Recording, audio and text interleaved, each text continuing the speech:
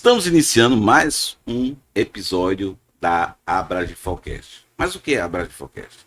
A Abrasifocast é um produto, é um benefício que nós temos com os associados para que nós consigamos trazer temas relevantes, temas convergentes, temas até divergentes para algumas pessoas, mas o nosso objetivo é trazer conhecimento, a disseminação, né, diante da sociedade e do mundo corporativo. E hoje, mais uma vez, está aqui conosco o nosso querido professor, nosso associado, professor, mestre Eliseu Magno. Ele que é mestre nessa área de inovação e desenvolvimento. Então, um cara preparado para falar de uma temática que você vai gostar. E convida aí mais outras pessoas, compartilhe, faz os 3C. Compartilhe, comente e curta, porque aí você vai ver o quanto o nosso podcast, né, vai engajar. Posso contar com você? Então vamos lá. Hoje o tema que ele trouxe pra gente aqui, bater aquele papo leve, tá? Sem ataques, sem confronto, que é comunicação e influência permanecendo humano na era dos algoritmos. Olha só, quando vem a palavra algoritmo, você lembra de quê? Você lembra da IA, né? Não tem como. Se hoje nós tínhamos aquele medo, né? Paz, como é que vai ser conviver com a IA daqui para frente? Não, você já está convivendo. Então é importante você entender como a gente saber trabalhar a comunicação na era da inteligência artificial, que é o resultado de tantos vários algoritmos que nós já ouvimos falar. Então, conosco, o nosso querido professor Eliseu Magno. Tudo bem, Eliseu Magno? Professor Eliseu Magno. Tudo bem, Eliabe? Uma grande satisfação poder estar aqui mais uma vez.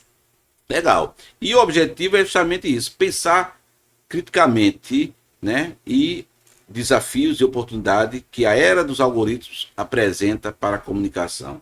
É importante a gente trazer uma definição bem rápida do que é comunicação, tá certo? Do que é algoritmo, para que os ouvintes, né, entendam no decorrer da nossa fala do que a gente está falando. Então eu passo primeiramente essa fala para você. Obrigado, Eliabe.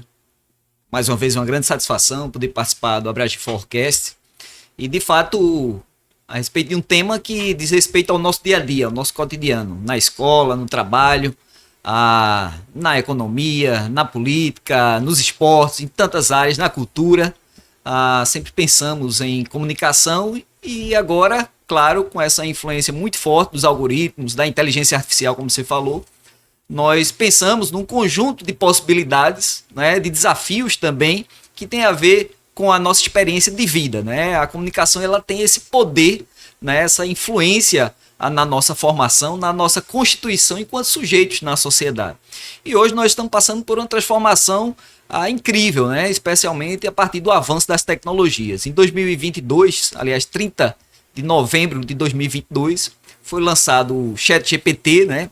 Essa nova tecnologia da empresa OpenAI, que de uma forma ou de outra ela torna popular, digamos assim, o uso de ferramentas, de tecnologias, de programação, linguagem de programação, para que as pessoas possam ter acesso de forma mais simples. Uma vez que a IA já existe há bastante tempo, né? Alguns falam lá na década de 70, outros um pouco antes, discutem essa linguagem de programação, essa questão de um conjunto de instruções, né, feita a partir de programadores, de pessoas, quase sempre profissionais de empresas de tecnologia. Então, para a gente materializar e contextualizar, a gente pode pensar, por exemplo, no Vale do Silício, né, aquela orientação de grandes empresas nos Estados Unidos, que, de um modo geral, buscam desenvolver produtos e serviços que acabam influenciando o comportamento das pessoas em sociedade. Então, quando a gente pensa em inteligência artificial, quando a gente pensa em programação, linguagem lógico-matemática, tudo isso pode ser traduzido em produtos que facilitam a vida das pessoas. É claro que, se a gente pensar, por exemplo, o próprio ChatGPT, ele passa de 2022 para o momento presente com algo em torno de 1 bilhão de usuários, né? Somente durante um mês 4,5 bilhões de pessoas visitam o ChatGPT, além de tantas outras plataformas de inteligência artificial. Aí você pode pegar o Copilot da Microsoft, pode pegar o Gemini da Google, e tantas outras, né, chinesas, inclusive, que entram nesse mercado de forma avassaladora e que muda o comportamento das pessoas no dia a dia, desde a forma como a gente estuda, a forma como a gente trabalha, ou mesmo a forma como a gente interage no dia a dia com a nossa família, com as pessoas que estão à nossa volta, né? Como a gente escuta música, como a gente produz imagens, conteúdos. Então, tudo isso tem a ver com esse movimento, né, que poderíamos dizer um movimento sem volta, né, uma via que não tem mais como voltar atrás, e a gente precisa pensar, refletir de modo crítico. Claro, em alguns aspectos envolve adaptação, né, como por exemplo no mundo do trabalho, mas acima de tudo a gente poder pensar isso, colocar em perspectiva e ver de que forma isso influencia a nossa vida no cotidiano. Então é sobre isso que nós gostaríamos de conversar, né, neste dia. E aí, já percebeu que o tema é quente, o tema é atual, não é à toa que ele é mestre em inovação. O cara tem uma cabeça disruptiva, né? Ou melhor, a mente disruptiva, capaz de poder transformar toda a teoria que nós já estudamos e todas aquelas que ainda vão existir. Tudo em função de um momento que a gente está vivendo. Então, hoje a gente vive um presente, mas com olhar no futuro. Eu queria trazer rapidamente, tá, que quando alguém me pergunta, né, Eliabe, traduz para mim aí o que seria algoritmo. Eu não entro nessa parte técnica, né, na parte gênese, né, do algoritmo, porque eu não sou da área. Mas eu faço uma comparação muito tranquila, que é, veja bem, nós já convivíamos com o algoritmo familiar. Como é que seria? Quando você faz uma pergunta correta, ou quando você faz uma pergunta certa, você tem uma boa resposta. Quando você não faz uma pergunta correta, você também tem uma outra resposta.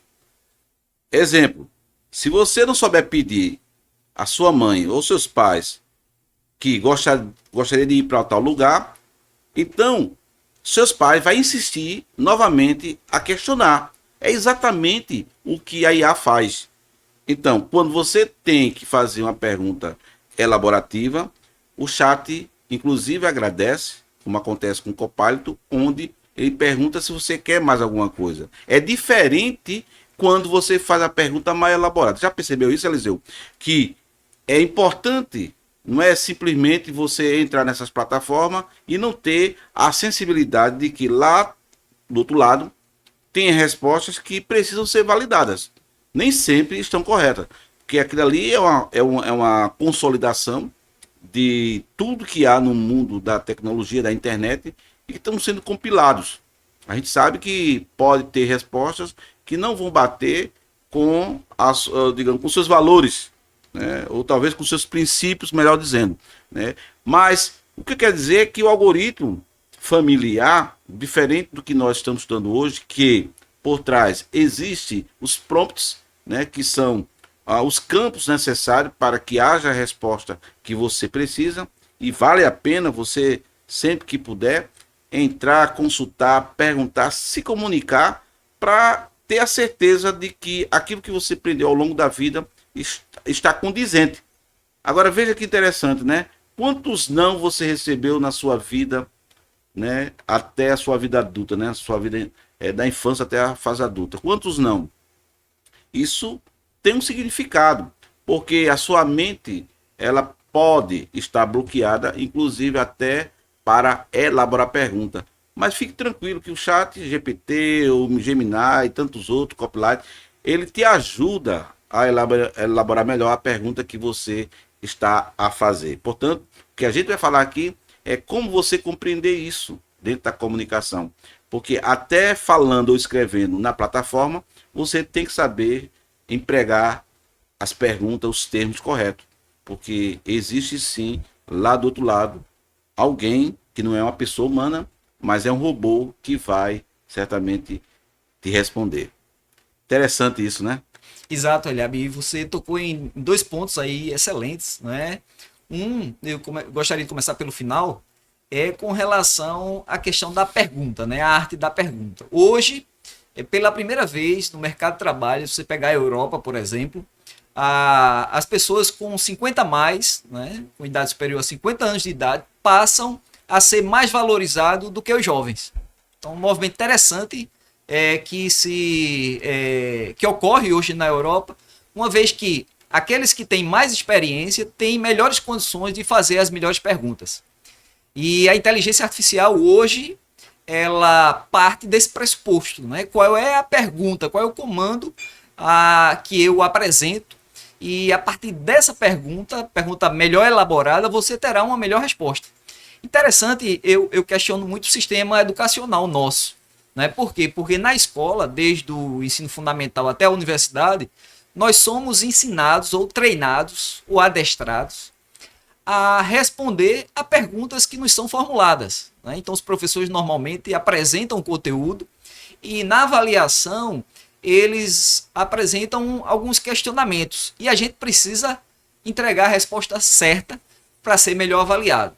Então, isso, na verdade, ela eu diria, é o inverso do que a gente precisa nesse novo tempo. Hoje a gente não precisa das pessoas que entreguem as melhores perguntas, porque a inteligência artificial faz isso, né? Pelo menos na grande maioria dos casos, de forma genérica, a pergunta que você fizer, você vai ter respostas para praticamente todas as questões que são colocadas, pelo menos no mundo prático. Então, o que se precisa hoje é desenvolver e despertar nas pessoas, desde as crianças até os profissionais, a capacidade de elaborar as melhores perguntas. E quem pode fazer isso é justamente as pessoas que têm maior experiência de vida, um maior repertório. E isso acontece a partir da vivência, claro, dos estudos, a partir das pesquisas, mas especialmente a partir da caminhada de vida. Então, por isso que as pessoas hoje passam a compreender o valor dos profissionais 50 mais. Então, Eliabe, também é importante a gente pensar o seguinte: você falou a respeito dos algoritmos na nossa vida cotidiana. Então, por exemplo, você falou na família, a receita de bolo é um algoritmo. Ou seja, é um conjunto de instruções para que você possa reunir os ingredientes e, através de uma técnica ou de um processo, para algumas pessoas simples, né, que é fazer um bolo, sei lá, um engorda-marido, como a gente fala aqui no Nordeste, né, ou quem sabe um pé de moleque. E a partir daquelas instruções e daqueles ingredientes você obter um resultado. Então, com os algoritmos de tecnologia não é diferente. Se você pega, por exemplo, você é usuário da Netflix, quem gosta de filmes, de séries, sabe que ao final do filme ou da série tem alguns questionamentos, né? Como, por exemplo, o joinha. Você gostou daquele drama? Você não gostou? Você curte aquele tipo de filme? Tipo um filme de ação, um romance, uma comédia?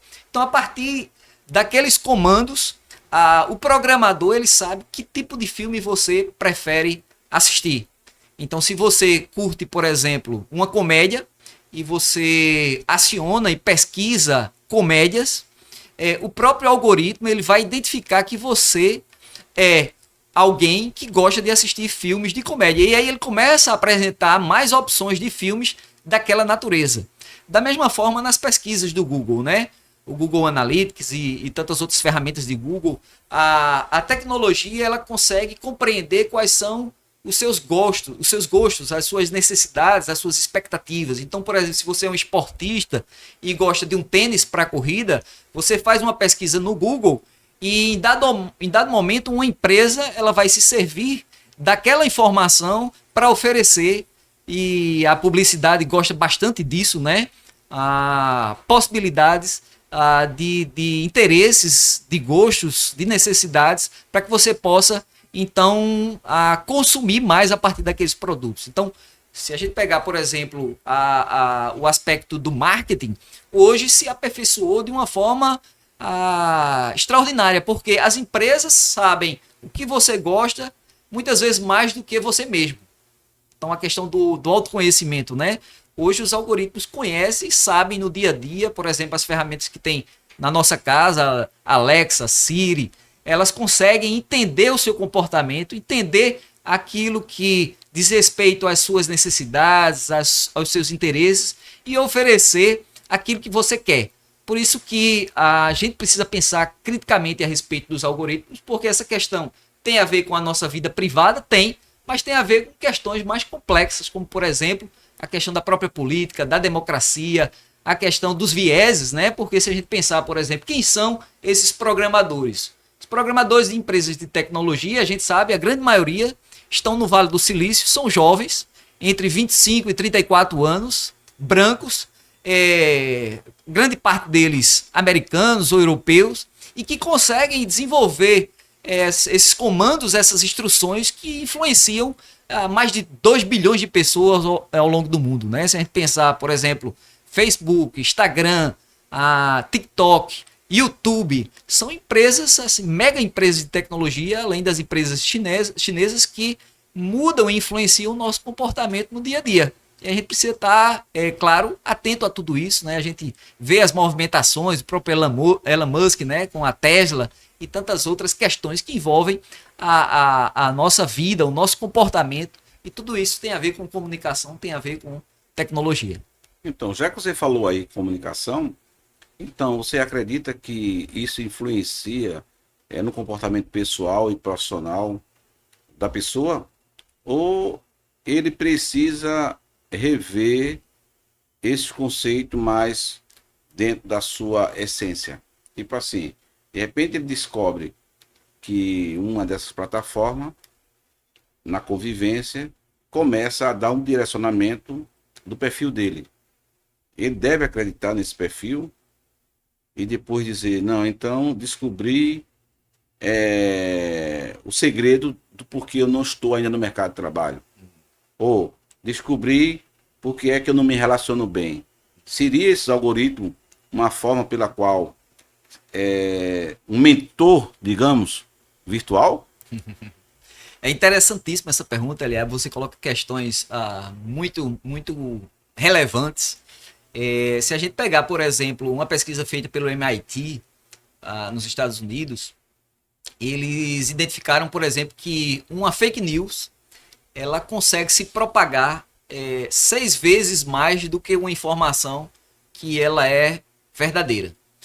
Então a gente teve, por exemplo, um período recente aqui na nossa história, que foi o período da transição, ou da pandemia, né, ou do Covid-19, e a Organização Mundial de Saúde, ela percebeu que, a par da própria difusão do corona, do vírus, existia também uma efervescência, uma ebulição de questões ligadas à comunicação. E assim ela cunhou a expressão que é a infoxicação ou a infodemia, né? Então eu gosto de de ouvir essa expressão, porque ela indica um pouco dessa experiência que a gente vive. Ora, se uma informação equivocada, se a gente pegar, por exemplo, na área de saúde, na área de medicina, né? O Brasil é o 3º país do mundo que mais consome informação a respeito de saúde. Então alguém que coloca lá uma informação sobre qual alimento é mais saudável, sobre qual chá é mais produtivo, é mais eficaz, ou qual medicamento, a dose, a questão que você colocou de mentoria, por exemplo.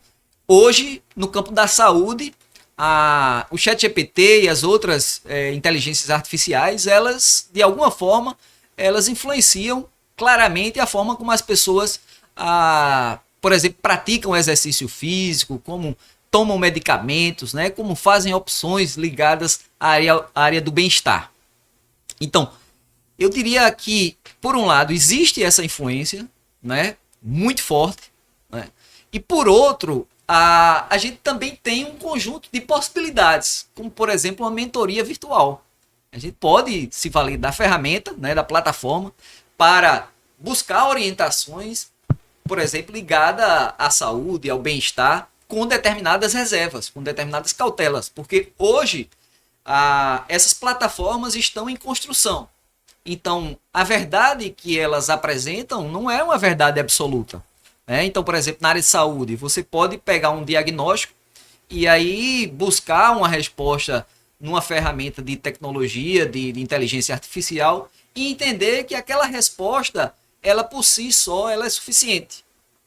E aí a gente corre riscos sérios. A gente precisa consultar a plataforma, ou pode consultar a plataforma, mas a gente precisa também hoje, com o nível de desenvolvimento, claro, confiar nos profissionais que são os médicos, são aqueles ligados à área de saúde.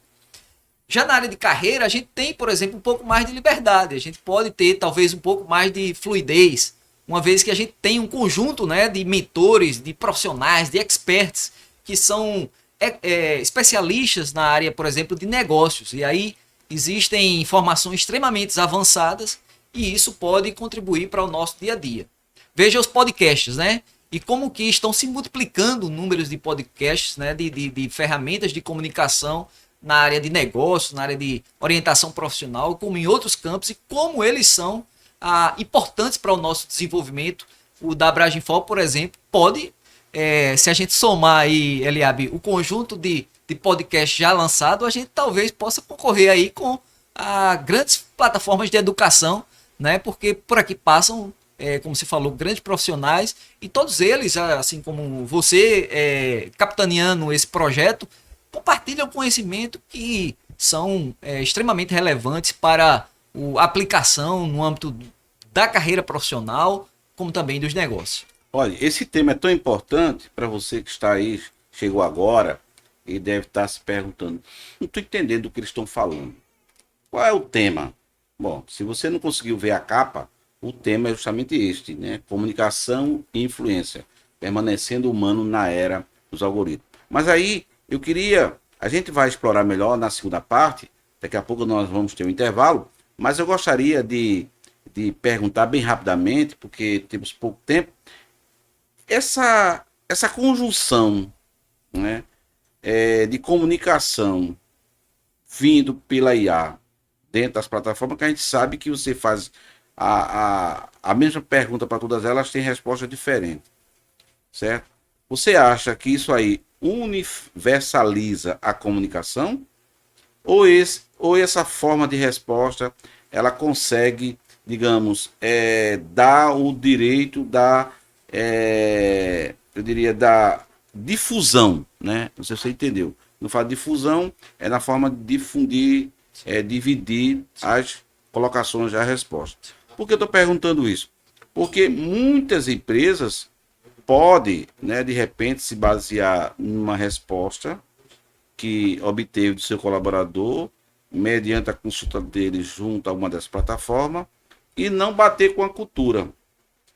E aí vinha um choque. Aí a empresa perguntar, devo seguir o que ele está dizendo? Aí a empresa pergunta, você está informando isso aí com base em quê? Aí ele responde, eu fiz uma consulta ao ChatGPT ou a uma plataforma. Você acha que essa gradação de tornar uma empresa não poderá universalizar ou não? Como é que você entende isso? É uma pergunta, não sei se... Interessantíssimo. Veja, as tecnologias hoje trabalham com a ideia de personalização. Então, o que é que acontece? Se você pegar, por exemplo, uma pergunta feita por um profissional aqui no Brasil, em relação, por exemplo, às questões ligadas ao negócio, por exemplo, questões tributárias, será uma resposta. Para o mesmo profissional que eventualmente esteja no sul do Brasil, a gente está falando aqui no Nordeste, estamos falando da capital Recife, talvez tenha uma outra resposta. Porque as empresas, elas trabalham muito com o seu próprio repertório, né, e com o seu próprio perfil. Então, algumas respostas, inclusive, são contraditórias dentro de uma mesma plataforma. Ou seja, as empresas de tecnologia, elas trabalham no viés da personalização. Então, eu tenho a impressão, Eliabe, talvez eu não saiba responder em plenitude aquilo que você pergunta, mas eu tenho a impressão que elas trabalham muito mais pela dispersão do que pela universalização ou pela uniformização. Eu diria que uniformização não. A gente está distante disso. Talvez algumas questões mais simples possam trazer respostas semelhantes. Vamos ter humanoide, né? Exatamente. E aí, humanoide são padrões, né? Exatamente. E é o risco da manipulação também, isso, que é da muito manipulação. forte. Bem, pessoal, a gente vai dar o intervalo. Tá? O tema tá gostoso, passou rápido, não foi? Ah, dá tempo pra você ir lá, tomar uma aguinha, tomar uma cervejinha. Aqui é a bebida que você mais aprecia. E daqui a pouco voltaremos, na verdade, para falar mais, abordar um tema tão rico e tão atual como este. Até daqui a pouco.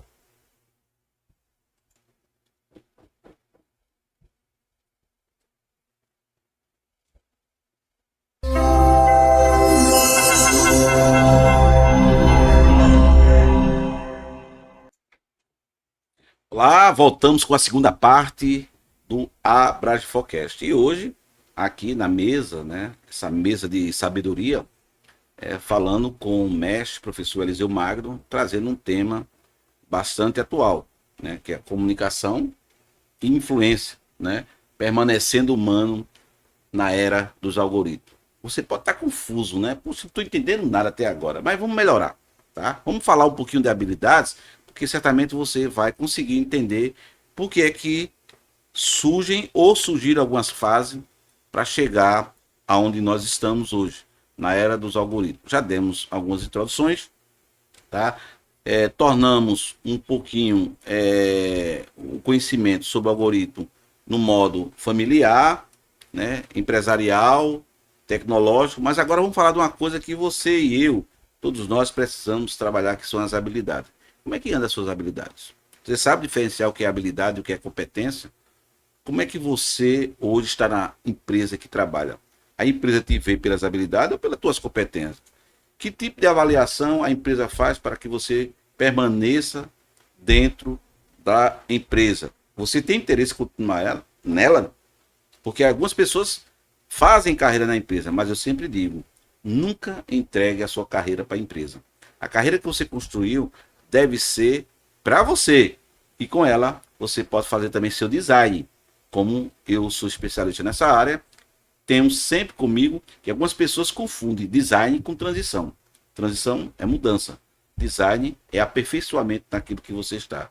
Então, diante disso, como é que anda as suas habilidades na comunicação?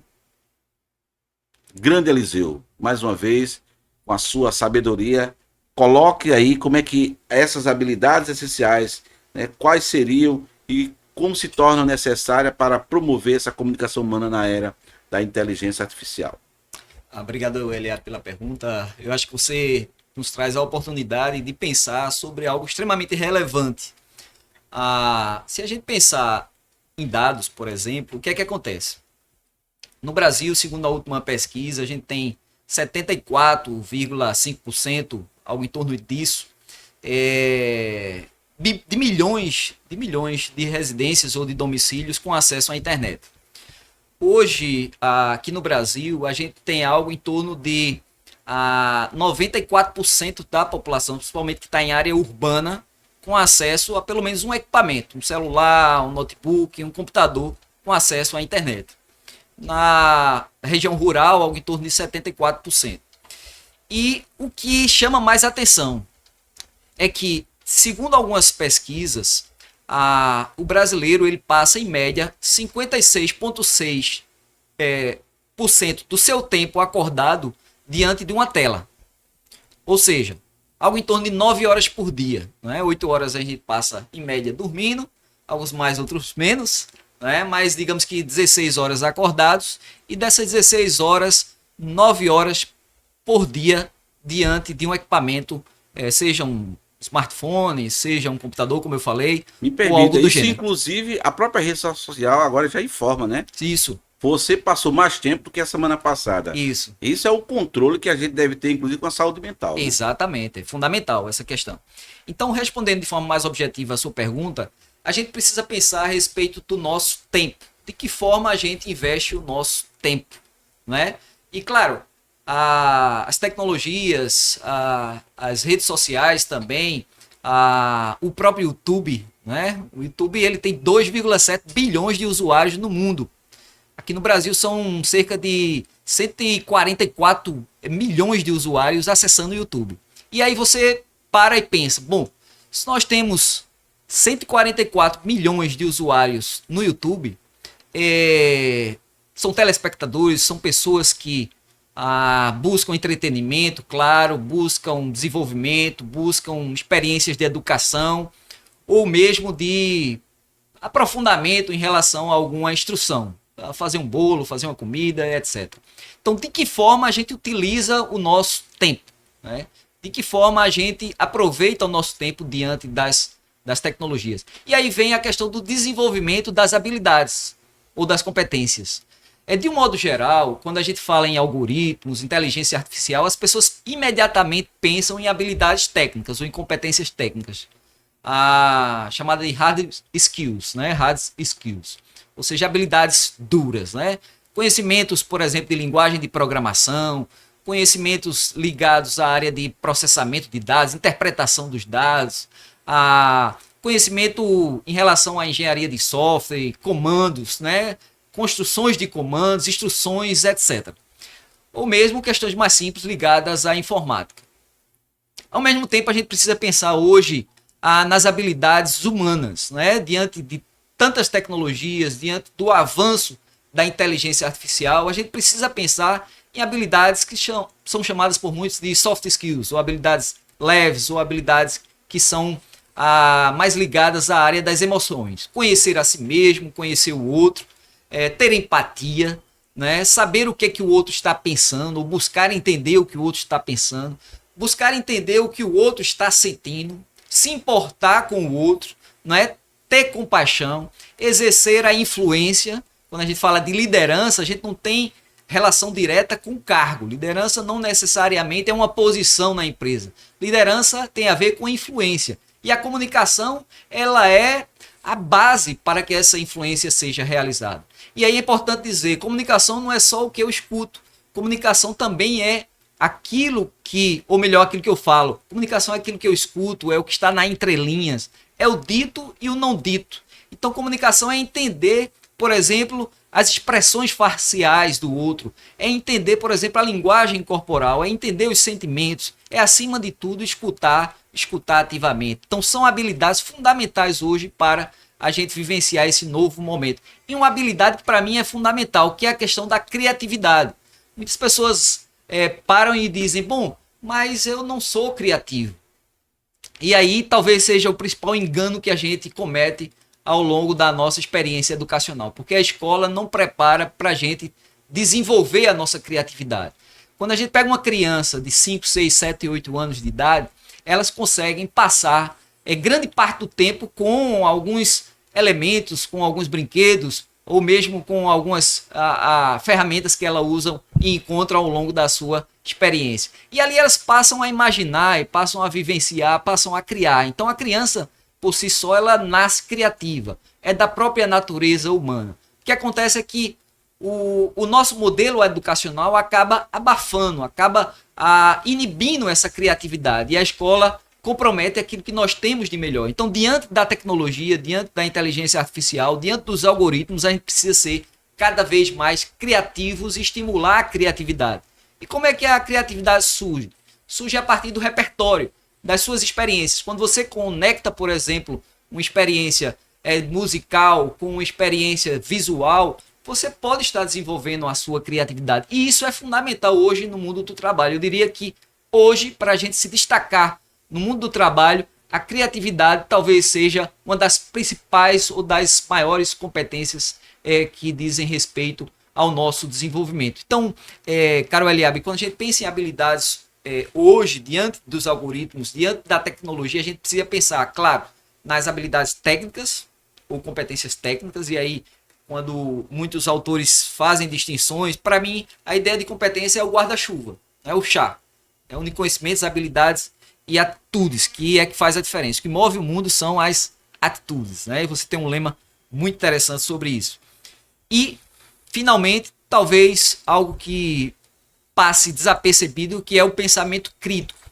Diante de uma informação que a gente recebe de inteligência artificial, diante de uma informação que a gente recebe da tecnologia, a gente questiona ou a gente assimila isso como sendo verdade absoluta? Então a gente precisa desenvolver essa capacidade, esse senso crítico de questionamento. Por isso que é importantíssimo desenvolver repertório. Estudar, pensar e indagar para que a gente tenha, de fato, as melhores decisões. Legal. Olha aí, pessoal. Muito bom, né? Essa abordagem, muito boa essa abordagem. e que a gente precisa só contextualizar. Tá? E assim, a gente aqui não é o dono da verdade, tá? Você pode, inclusive, criticar. Use o triplo C: comentar, curtir e compartilhar, para que a gente possa ter aí um engajamento e, quem sabe, até sugestões.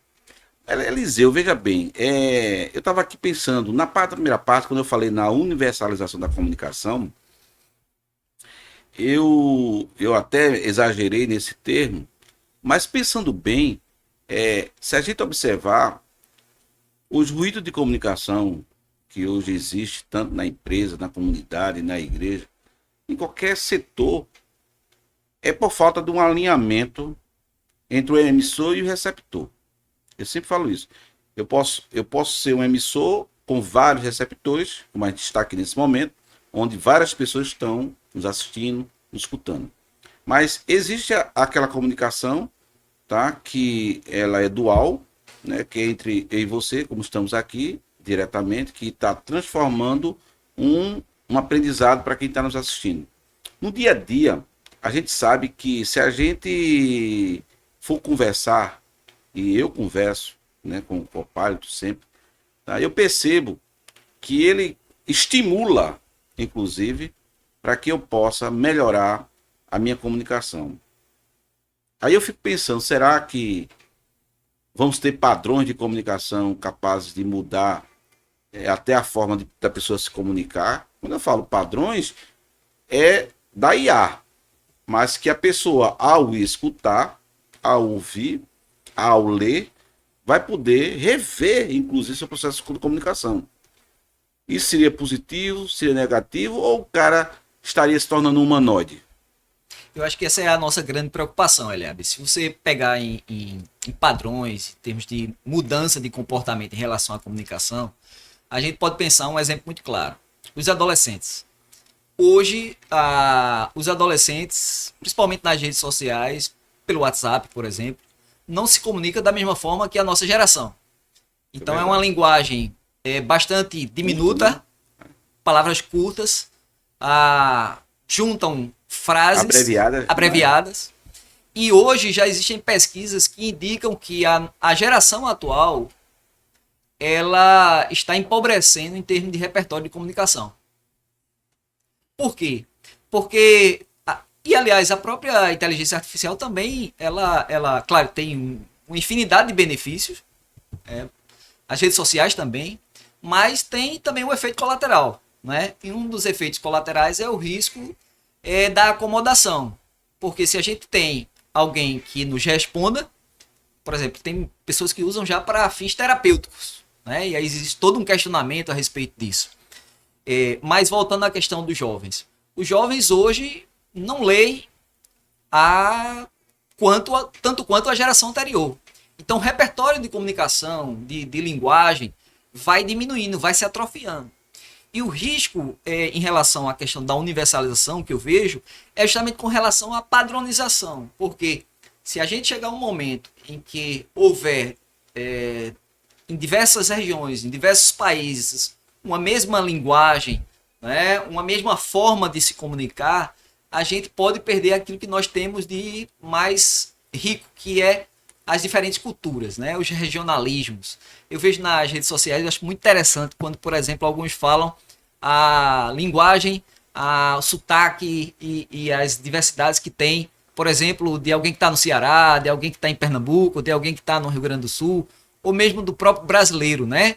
As questões das nossas as diferenças. Então, isso é que traz a beleza do ser humano, a diversidade, a nossa autenticidade.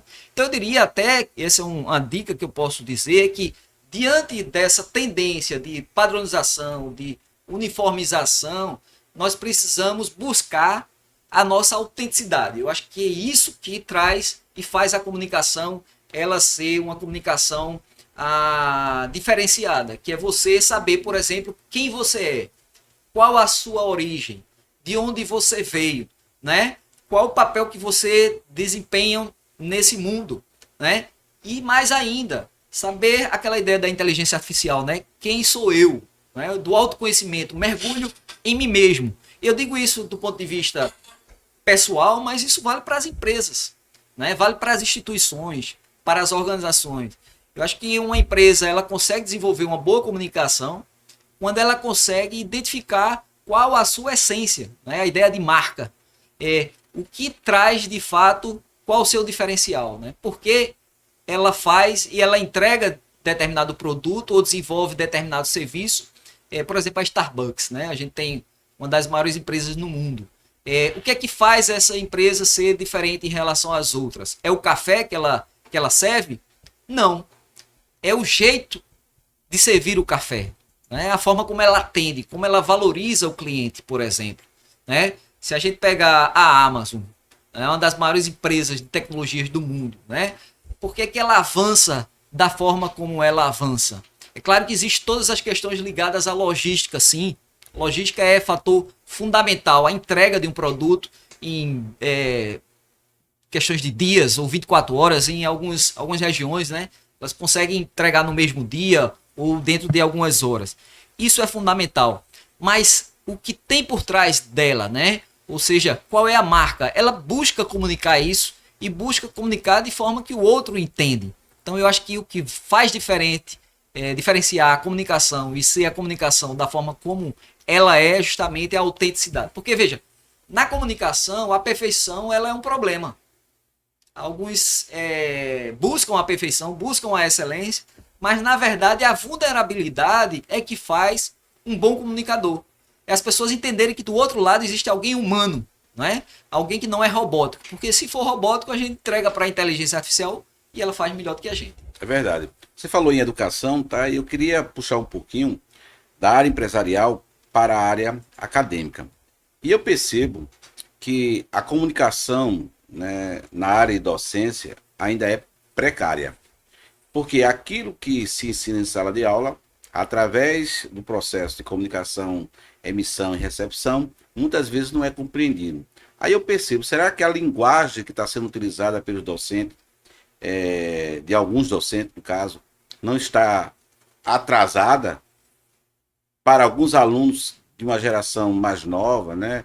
A gente sabe que na sala de aula existe um místico, né, de idades, pessoas geracional, né? Mas se a gente pegar uma turma muito mais jovem, tá? Será que o docente está preparado para se comunicar com esses alunos?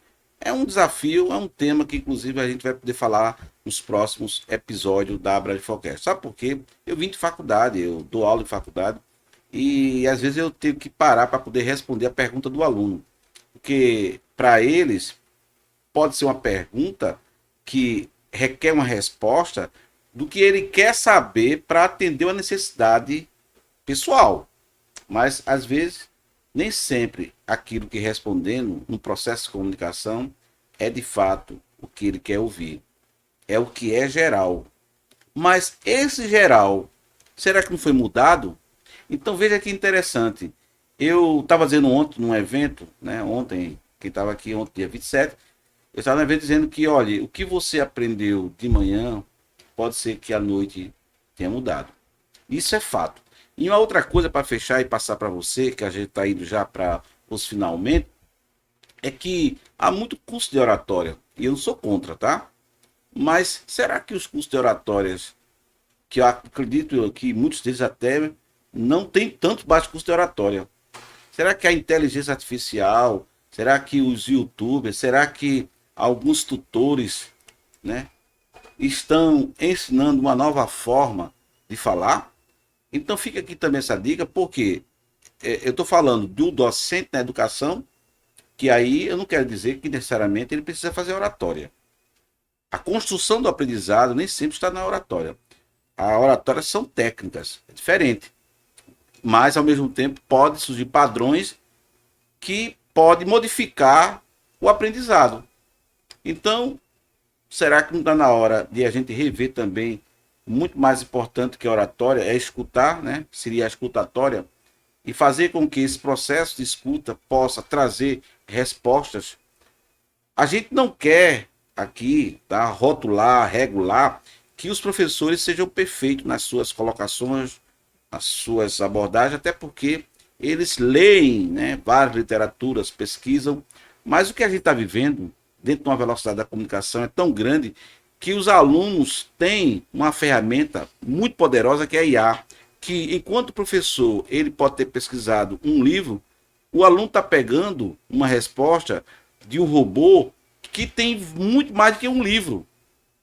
E aí, possa ser que a resposta do professor não atenda a pergunta que o aluno quer. Deu para entender? Perfeitamente, Eliab. E eu posso dizer a você, com segurança, a gente está falando de professor para professor, e eu me sinto muito à vontade para conversar sobre isso. O Rubem Alves, grande educador brasileiro, ele dizia que ouvia falar em muitos cursos de oratória. Poucas vezes, ou quase nenhuma, ouvia falar de escutatória. Quando a gente fala em educação, a gente precisa pensar sobre a comunicação, né? A relação docente com o aluno e com os outros colegas professores. Então, eu diria que o grande desafio da educação é investir na escuta.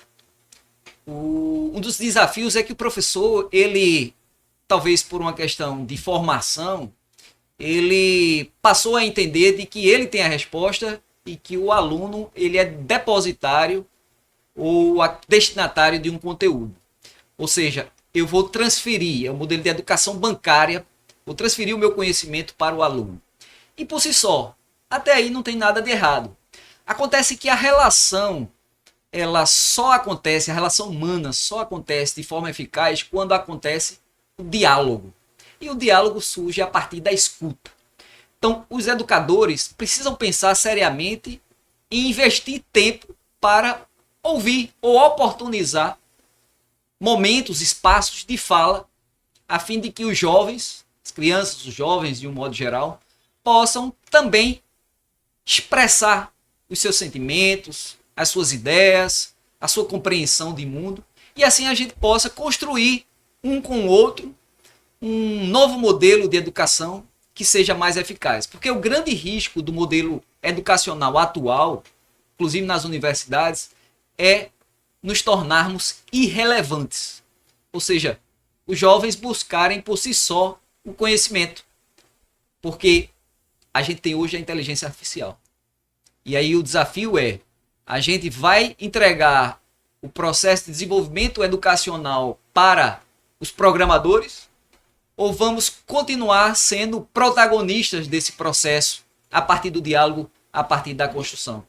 Então, eu procuro pensar na universidade hoje e, para mim, um dos caminhos, eu diria, fundamentais seria o investimento no diálogo. Ou seja, a gente voltar um pouco como na antiguidade, Sócrates, Platão e tantos outros mentores, né? O próprio Jesus de Nazaré, a gente sabe, ele possuía todo o conhecimento, mas quando ele chegava diante de alguém, ele chegava, o que queres que eu te faça?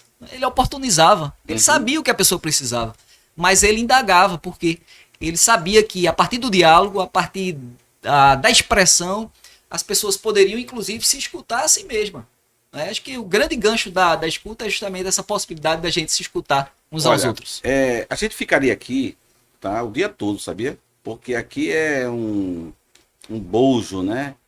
É eu diria que é um pote, né? Mas aquele pote, sabe, grande de conhecimento, de experiência e de tudo que a gente já viu ao longo do tempo. Mas eu ainda provocaria, tá? E eu queria que você pudesse responder bem rapidamente sobre essa questão ainda do diálogo que você falou aí, que é o seguinte: o professor vai poder cobrar aquilo que deu em sala de aula do aluno?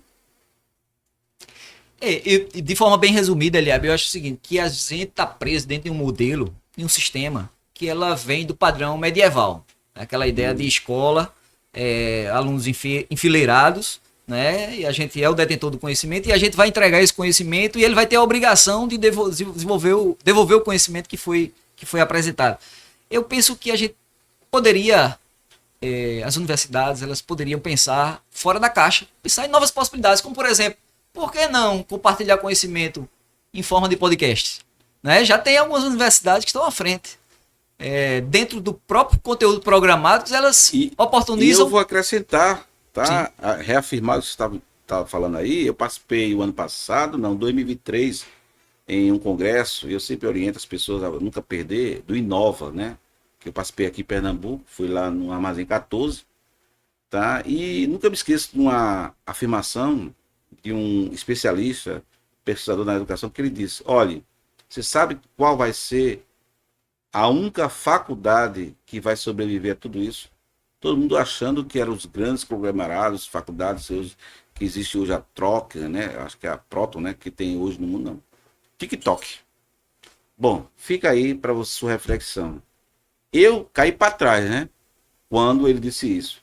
Porque a velocidade de informação que existe na Europa e outros países, diferente da América do Sul, onde TikTok é para dancinha, para piadinha, e outros países já servem justamente para isso, conhecimento. Então, assim, a gente está na velocidade e que às vezes a gente pensa que não, mas a gente entende que está, mas a gente não acompanha. Então, a gente está aqui, enquanto docente, enquanto professor, eu tenho orgulho de dizer aos meus alunos, que vai aqui meu abraço, que eu nunca ensinei em forma de fileira.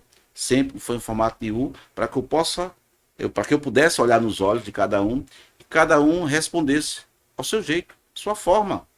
Porque é isso que chama-se conhecimento, é a troca. Então, Eliseu, eu gostaria de agradecer, né, essa nossa participação, ter atendido a esse convite, tá? E eu sempre digo que eu vou encerrar com uma frase, né, e passar para você. Essa frase não é minha, mas eu diria que eu construí ela, tá? E se não é de ninguém, então ela já passou a ser minha, até porque hoje não tem mais domínio público, né? Aliás, não existe o domínio público, né? É que é o seguinte: quando pensamos que temos todas as respostas, vem o tempo e as pessoas e muda as perguntas. Eu agora acrescentaria: vem o tempo, as pessoas e a IA e muda as respostas. Então, Eliseu, deixa aí suas considerações, seus contatos, e mais uma vez a Abragifor agradece essa exímia participação. Ele abriu o Fernando Pessoa, ele diz algo interessante. Em uma das suas expressões, ele diz assim: navegar é preciso, viver não é preciso. A gente precisa pensar hoje sobre como navegar, né, esses mares da tecnologia, da internet, permeado por algoritmos, né, coordenado por programadores, por empresas de tecnologias, grandes empresas de tecnologia, e se questionar como permanecermos humanos diante de tantos desafios. E a mim me parece que a nossa humanidade tem a ver especialmente com essa experiência de considerar o outro como importante. Ou seja, valorizar a empatia, valorizar o conhecimento do outro, dos sentimentos, das necessidades, das expectativas, e procurar a partir dessa relação, dessa troca, né? Porque isso é a essência da comunicação, essa troca de conhecimento. Comunicação é tornar comum, e a partir disso tudo desenvolver um projeto de vida que seja um projeto, acima de tudo, humano, um projeto de serviço, de cuidado, de atenção ao outro, para que a gente possa, enquanto humanidade, inclusive, direcionar a própria tecnologia, a fim de que ela, de alguma forma, aprenda com a nossa humanidade a ser influenciada, e desse modo a gente ter, dentro de alguns anos, uma inteligência artificial que, de algum modo, se espelhe na nossa forma de ser. Porque a grande preocupação é que ela se torne autônoma, e aí, diante do modelo de humanidade que ela aprendeu conosco ao longo do tempo, se voltar contra nós. Então esse é o grande desafio hoje de nós, enquanto humanidade, influenciar a própria tecnologia para que, em algum tempo, ela possa considerar a nossa humanidade e aí não se voltar contra nós. Eu deixo o nosso contato especialmente através do Instagram, Eliseu Magno 77, Eliseu com S, Eliseu Magno 77, e pelo Gmail, eliseumagno@gmail.com. Além da própria Abraginfo, os canais da Abraginfo, onde a gente sempre está presente aí, conduzido pelo nosso querido Eliab Serafim, e através dos canais do YouTube, enfim, você pode nos encontrar e a gente trocar algumas experiências, trocar algumas impressões a respeito desse tema. Muito obrigado, Eliab. E aí, você gostou? Ele me fez inspirar e lembrar de uma frase para encerrar de Carl Jung, né? Ele dizia que conheça todas as teorias, domine todas as técnicas, mas ao tocar uma alma humana, seja apenas outra alma humana. Isso também reflete na comunicação que você faz, seja ela boa ou ruim. Portanto, avalie. Não falar bonito não é comunicar, mas fazer o outro entender, isso é comunicação. Até a próxima, até o próximo episódio. E para você que assistiu, né, no gravado, compartilhe, curta e comente, porque queremos saber mais sobre você e que parte do país, em que parte do mundo você está nos assistindo. Até a próxima, se Deus quiser.